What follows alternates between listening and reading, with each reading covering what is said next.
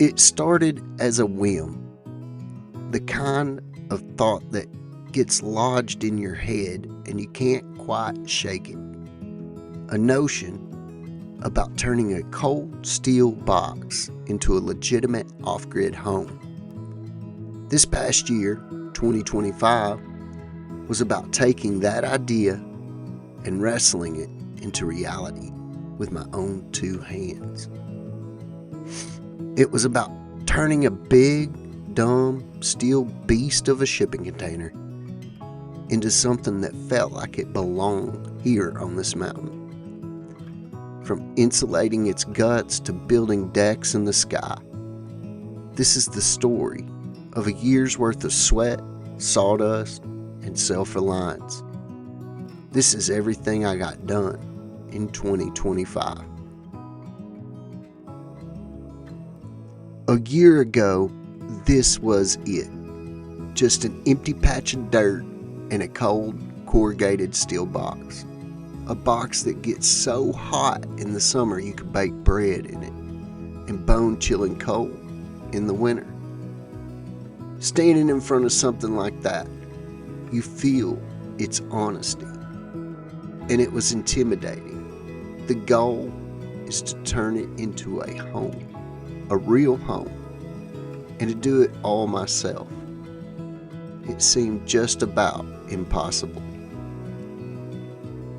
First things first, you have to tame the beast. A shipping container is a metal box. It's built for toughness, not for comfort. And the steel is brutally efficient at conducting temperature, which means without some serious insulation, living in one is a total non-starter. That container fought me like a wounded animal, but I was determined to win. The first real step was giving it bones. I framed out the whole interior with wood studs 24 inches on center, building the skeleton for the walls. It's slow, methodical work. Measure twice, cut once. It isn't a suggestion, it's a commandment. But every piece of lumber that went up was a small victory against the cold. You start to see areas where there was just an echo. With the framing in place, it created the cavities for the veins of the home. I ran all of the electrical wiring through the studs, planning for the future, where every light would go, where every outlet would be. It's a hidden nervous system of the house. You start to see the future. With the skeleton and wiring in, it was time for the final act of taming the steel, insulation. After a pile of research, I settled on closed-cell spray foam. This stuff isn't just about thermal regulation. It's about creating a seamless vapor barrier. In a steel box, condensation is your greatest enemy. It'll start rust and mold before you can just even hammer the first nail. This was one job that was too important to mess up, so I hired the pros at Insulation Works to come out and spray 3 inches of foam between the studs. Watching them suit up and fill every cavity, seeing the foam expand and seal every last gap, it felt like I was giving the container its first real skin. It's what separates metal can from an actual structure.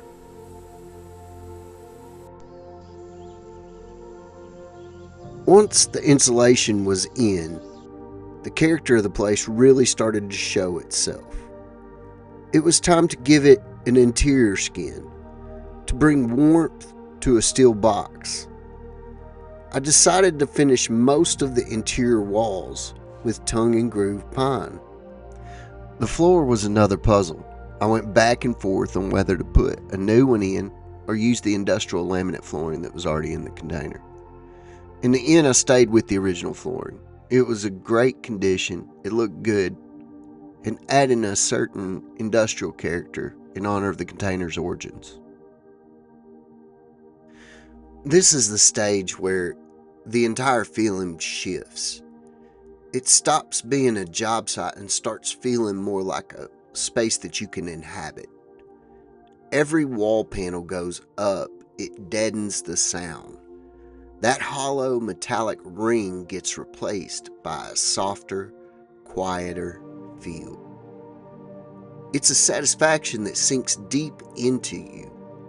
It's the moment you think, this crazy idea, it might actually work. The shell wasn't just a shell anymore. It was becoming a sanctuary. It's right about here in the build, with the inside finally taking its shape, that I started to feel like I was on the home stretch. Even with a mountain of work left to do, seeing that kind of progress makes all of the hard days worth it. If you're getting some value from this, or maybe a little inspiration, I'm documenting the whole process, mistakes and all, and I'd be glad to have you along for whatever comes next. So you ought to subscribe.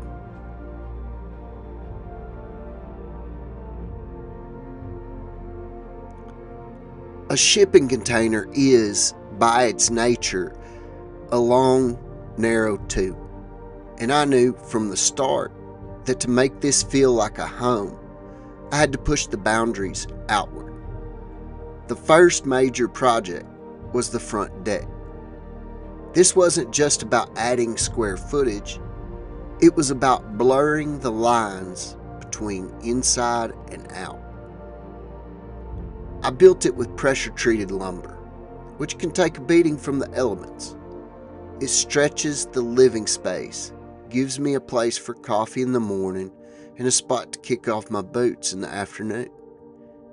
It makes the home feel anchored to the land, not just sitting on it. But the real game changer was the roof deck. And to be honest, it was a complete afterthought. My original plan was to build a simple roof over the entire shipping container and front deck to protect them. When I started pricing it out, I had a realization. The cost difference to add an upper deck and build a roof above it was surprisingly small. It was a spontaneous decision that completely transformed the build. The first step was the most critical, reinforcing the roof to handle a live load. You can't just throw a deck up here. The roof itself isn't meant for that kind of weight. I drilled and bolted the support beams of the deck into the I-beam and square tubing of the shipping container, tying it all together as one structure and lifting the load off the weaker center span. Once the frame was solid, laying the deck boards was probably one of the most rewarding parts of the entire year. With every board I screwed down, the world opened up a little bit more. It's an elevated perch, the perfect place to watch the sun drop behind the mountain. A safety railing is high on the list of upcoming projects because a fall from this height would be inconvenient. The roof deck more than doubles the usable living space area and provides a massive outdoor room for everything from stargazing to just getting a better perspective on things.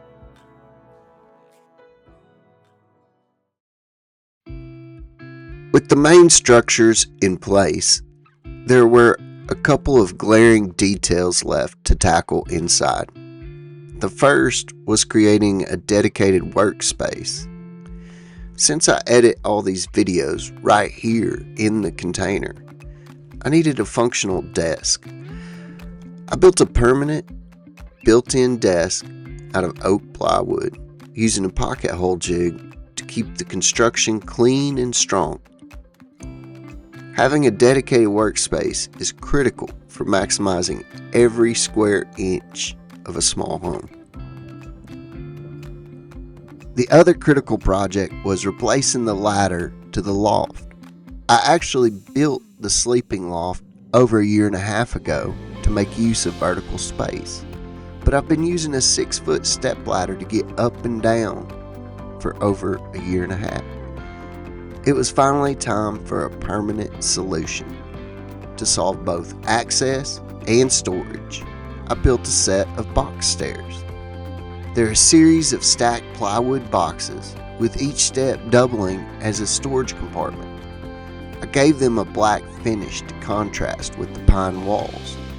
It's a simple, rugged design that makes the space far more functional. It was the last major piece of the puzzle to make the interior truly livable.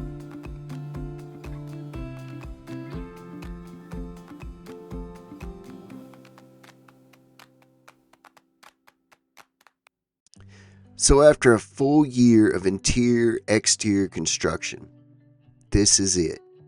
This is the result of all that work. Come on, I'll show you around. What was once a cold, echoing box on the inside is now a warm, quiet space.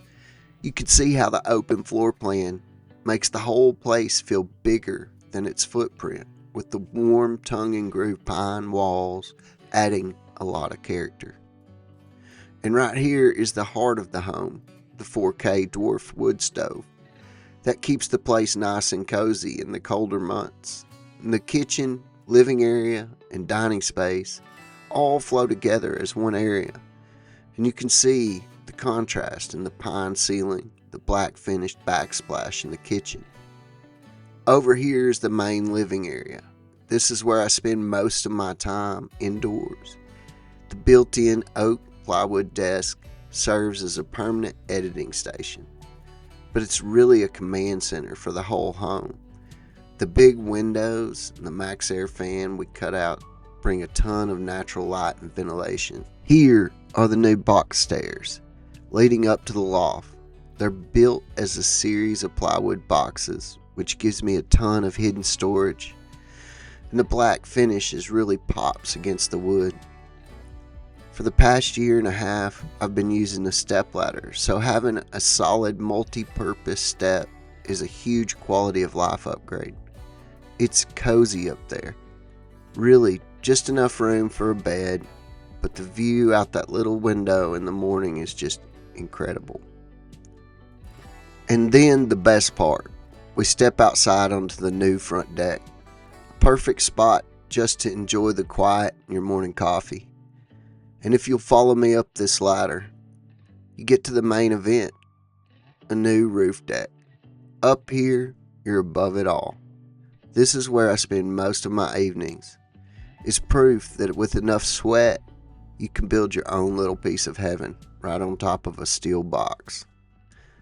Looking back at 2025, it's hard to process that I got it all done. There were days of pure exhaustion, days that things broke, and plenty of days where I was certain I'd taken on more than I could handle. But there's something powerful in building a thing with your own hands. You learn how to solve problems. You learn patience. You learn the real meaning of hard days' work. This project was never about building a shelter. It was about building a life. The foundation of a self-reliant outpost was already here, but 2025 was the test. A test to see if I could rely on myself to create warmth, to create comfort, to create a home from little more than a pile of raw materials and a stubborn idea. And standing here now, in the quiet of the home, powered by the sun and heated by fire, I can tell you, it was worth every single splinter and sore muscle. Thanks for sticking with me through this whole year. On a homestead, the work is never really over. The next major project is to finish up all the small ones, and after that, I don't know, maybe a wood-fired hot tub, or I could be starting another cabin. If you want to see how that turns out, make sure you're subscribed. For now, though, it's time to just sit back and enjoy the fruit of a year's worth of labor. Thanks for watching.